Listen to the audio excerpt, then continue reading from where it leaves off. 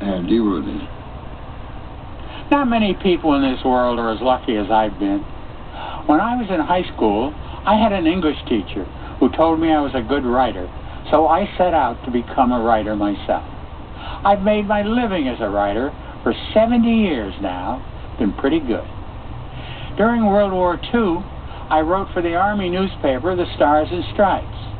After the war, I went to work in radio and television because I didn't think anyone was paying enough attention to the written word. I worked with a lot of great people who had the voice for radio, or they looked good on television.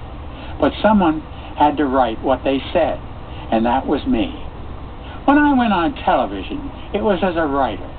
I don't think of myself as a television personality. I'm a writer who reads what he's written. People have often told me I said the things they are thinking themselves.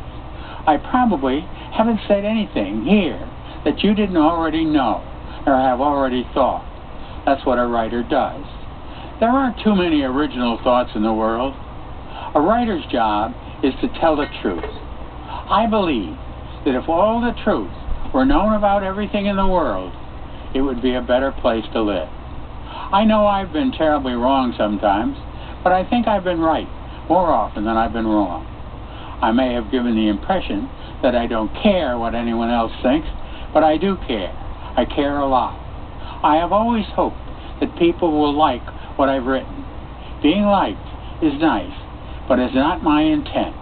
I spent my first 50 years trying to become well known as a writer, and the next 30 trying to avoid being famous. I walk down the street now or go to a football game and people shout, "Hey Andy," and I hate that. I've done a lot of complaining here, but of all the things I've complained about, I can't complain about my life. My wife Margie and I had 4 good kids.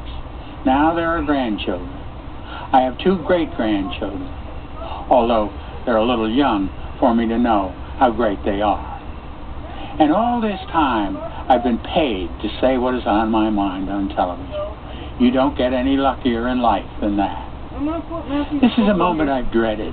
I wish I could do this forever. I can't, though. But I'm not retiring. Writers don't retire, and I'll always be a writer.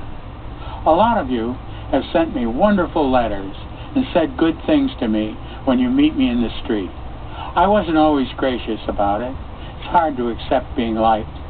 I don't say this often, but thank you.